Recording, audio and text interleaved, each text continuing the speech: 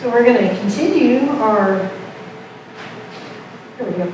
We're going to continue our trek through the Old Testament, and Grace and I were talking about this the other day. This could last a lifetime. So I just absolutely love the Old Testament, so I'm excited about doing this and going through it and trying to, what I think would be kind of neat is to put some of the prophets in their place, in the events where they go, instead of reading them in order, we'll kind of put them where they belong. So I think that'll be interesting. But today we're going to continue talking about Joshua. And I know that title sounds funny, Remembering Stones. And what am I talking about? Well, you'll know by the end. So it'll make sense, I promise. So I want us, though, to imagine that you are one of those people that is about to get to enter the Promised Land. Your parents did not. So you were a child during the journey, the 40-year journey, waiting for that older generation to pass away. Because remember, they had not trusted the Lord, and they got a report from the spies that had been sent in, and they were discouraged, even though God had said, I will give you this land, you need not fear the people. They were discouraged, and as punishment, God said, you're going to wander in the desert for 40 years, and you're not going to go into the land, but your kids are. So you were one of those kids. And so what have you grown up with all this time? The stories, right? You didn't see it. You weren't there when the Red Sea was parted and Moses went through and the congregation went through. You didn't see a lot of the times when Moses struck the rock and water came out. You do see the manna, though. You're still getting manna every single day, except the Sabbath on Saturday. But you didn't get to see it, but your parents are telling you about it. And it's kind of a mixed feeling from your parents. They're excited for you, and they're excited to know that generation after generation, their children, their grandchildren, their great-grandchildren are going to live in this land flowing with milk and honey. But you can hear the disappointment in their own voices. So it's excitement and sadness. Excitement when they tell you the stories about the Red Sea. The disappointment when they confess they're not trusting in God to make it over there. But you are grown up excited. Underneath, even when you're sad and you put on a sad face when the parents are telling a sad story about what they did, underneath you're sitting there, well, I wouldn't have done that, right? I would have been good. But you know better, right? But anyway, you are super excited about it. You cannot wait to go over there. That's all anyone's talked about is this land flowing with milk and honey. And you just can't imagine what it must look like, what it's going to be like. But more than anything, you're ready for a home. You're ready for a sense of permanence.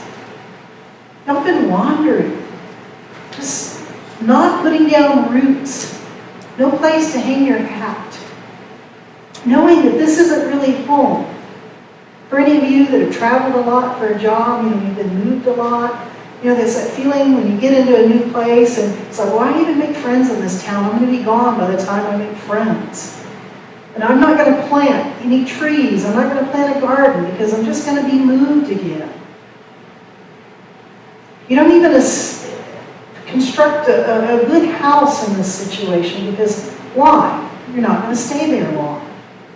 So they've got this feeling underneath of just needing a place to belong, wanting a home. And that's what you want more than anything. You just cannot wait to get over. Really sad to watch the older generation pass away. But underneath, you're so ready to go home, to be home. And now you watch Moses pass away. You sang his song for him, showed him that you memorized it, that you plan to keep this covenant. And now Joshua is going to be the new leader.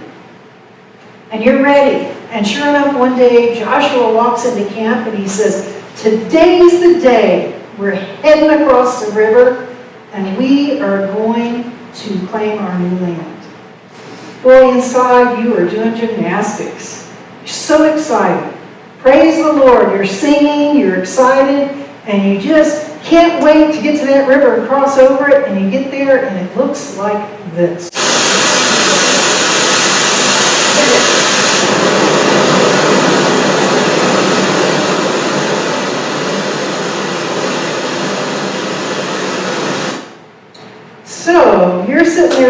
Joshua and going, not getting off to a good start there as a leader, Joshua.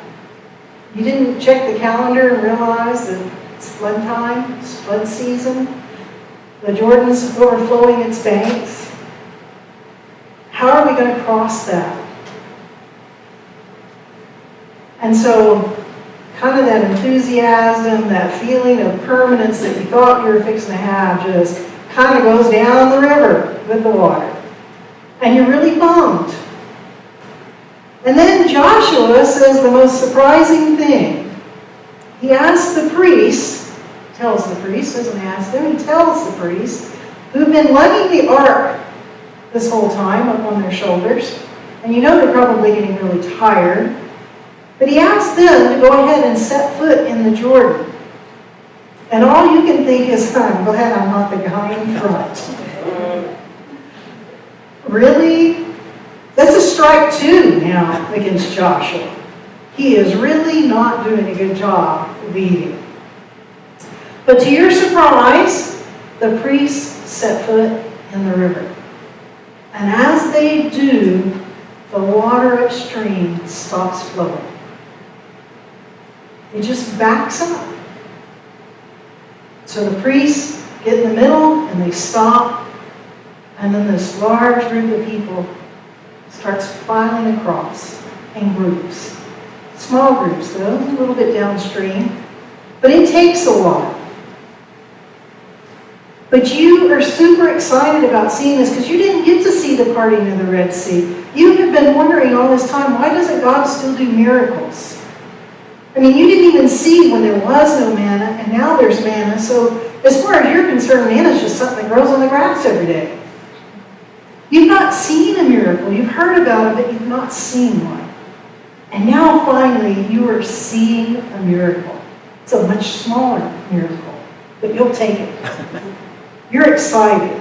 This is really neat. You get across, and now you're sitting there thinking, boy, those poor priests, it took us hours. This group, it took us hours to get across. Time Joshua let those poor priests come back across. They're getting tired. But to your surprise, Joshua calls out, I need 12 people. I need one elder from each of the 12 tribes. And he's not even looking at the poor priests. And he assembles them around them and he tells them, I want you each to go get yourself a big stone, not a little stone. I want you to get a big stone, one that you got to put up on your shoulder to carry out of the bed of the river and bring it over here. We're going to stack them. Now you're sitting there going, Joshua, they're everywhere. Couldn't one of these work? Couldn't we let the priests come back across the river? You know, because how long is this damming of the water going to work? We're all across now. Maybe God's ready to let the water, get them out of the river. But no, he wants them to go into the riverbed and each grab a rock, lift it up on their shoulder, bring it over here, and stack it. So they do. Of course, they're not sure which rock to get, so they spend some time looking around, finding the right rock, and they get the rock, and they come back, and they start stacking them one on top of the other.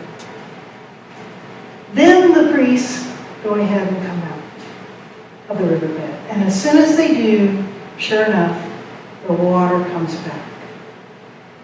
But they take these 12 rocks, and they start stacking them one on top of the other. And you're wondering why. And then Joshua proclaims to everybody that these rocks are a reminder of what you saw happen here today. Of what God's done for us and what God has promised he will continue to do. They're remembering stones. They're a way for you to remember every time you pass by them what God is capable of doing, what God has done, and what God promises he will continue to do every time you go past them. Furthermore, when your kids ask, why are there 12 stones stacked one on top of the other here by the river?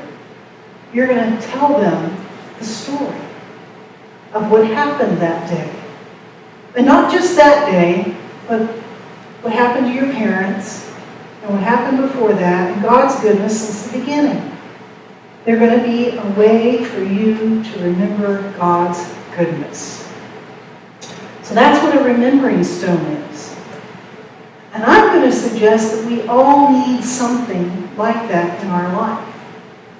Because a lot of us go through some tough times, and the Israelites are fixing to go through some tough times.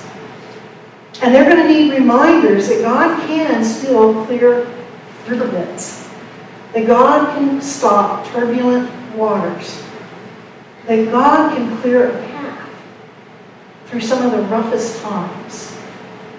But when they're in the middle of it, sometimes we forget that God can do that. So we need reminders of what God's capable of doing. So some kind of remembering stone is one way that we can remember what God has done. Because when we have experienced God at some time in our life, later in our life we're experiencing nothing. There are many dry spells in our lives where we don't sense God's presence, where we don't feel that God is with us and things are really bad. And we need something to remind ourselves that no, God is still with us. God is still there. God will still clear a path. I may not see it because it might be one of those small miracles instead of the big one. And so we don't realize how God was at hand. I'll tell you a story from my childhood. And you'll probably heard this story, so I apologize, but it's okay, because it fits. When I was in 5th grade, I was not convinced I would live through my childhood. I think some of y'all heard my childhood story. Wasn't sure I'd live through my childhood story. But if I did, I sure wasn't sure what I would do once I did. There was no money for college. I just had no idea what I was going to do. None. Just no future, no thought of a future, anything like that. 5th grade, though, I'm standing outside of Ms. Meisner's history class. And we've just gotten our report cards. Now, I didn't care about my grades, one way or the other. I hated getting my report card though. Now, mind you, I had A's mostly, a few B's, but I hated getting my report card because my report card meant that I had to go wake my mom up. My mom was an insomniac. Meant I had to go wake her up to get a signature. Now, if you've ever woken up an angry insomniac, you know, it's not fun. And I didn't like doing it. So I dreaded those report cards.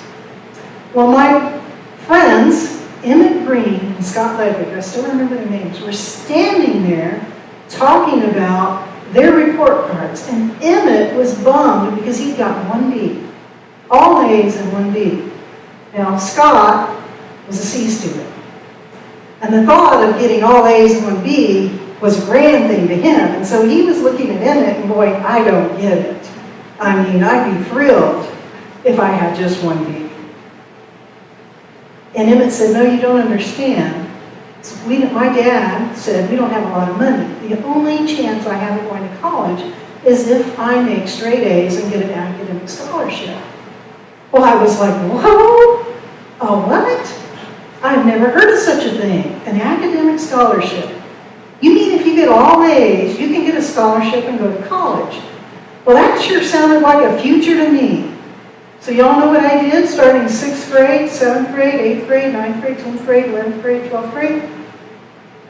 All A's, 1 B. Isn't that funny? I just realized that's exactly what Emmett had. I made all A's, 1 B. Miss Joyce's class, senior year, I made a B in English.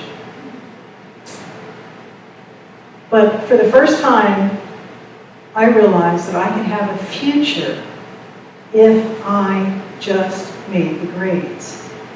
And you know what my tangible thing was that reminded me every 6 weeks of my goal? My report card. It wasn't a thing of dreading. I still honestly dreaded waking my mom up to get the signature. But every time I looked at it, I saw hope. I saw a chance for a bright future. So that object became an object of hope for me. And so I think all of us, and in hindsight too, by the way, I realized that God had his hand in that. It took me 30 years, maybe a little longer, after that to realize that was God clearing a path for me. God dammed up the waters long enough for me to hear that story. Now I had to choose what I did with that story, but God cleared a path for me to follow. But I had to remember that, and that report card became my remembering stone of that opportunity.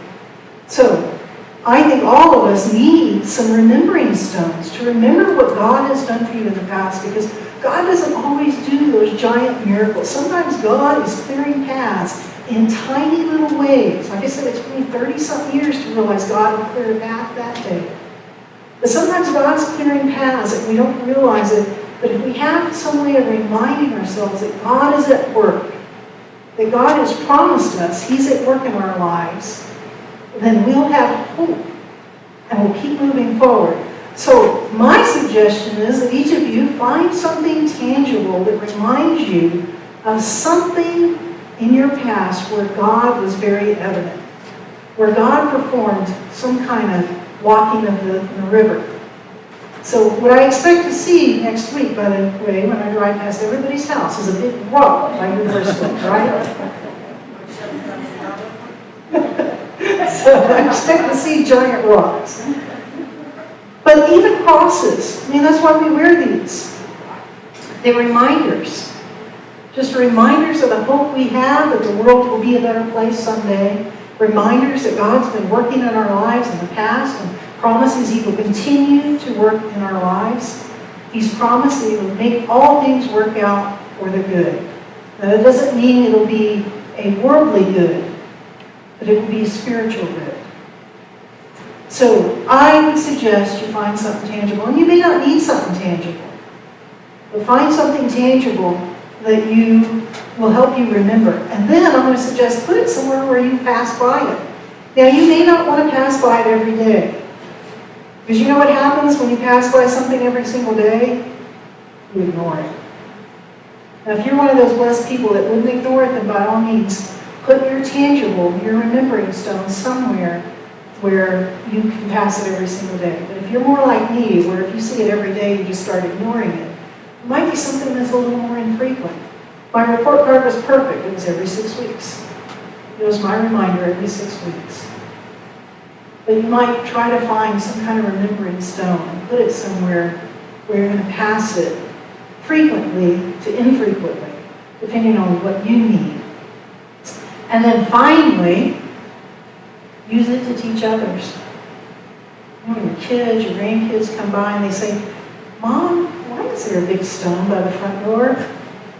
You're going to say, "Oh, let me tell you about that stone. And it's to remind me of the time that God stopped with the waters and cleared a path for me. And let me tell you about the goodness of God." So that's what Joshua used those stones for, was to remind that generation of all the things that God had done. Most of them had never even seen. They saw the one small miracle, though to me that would have been big if I'd been there. It would have been big. But it was small compared to all the other things God had done. But it was there to remind them and then use it to teach others. So I pray that all of you can think of something that you can use as a remembering stone. Remember God's goodness, the fact that God has promised He will continue to be with you even when you feel like you're walking through the shadow of the valley of death. Amen.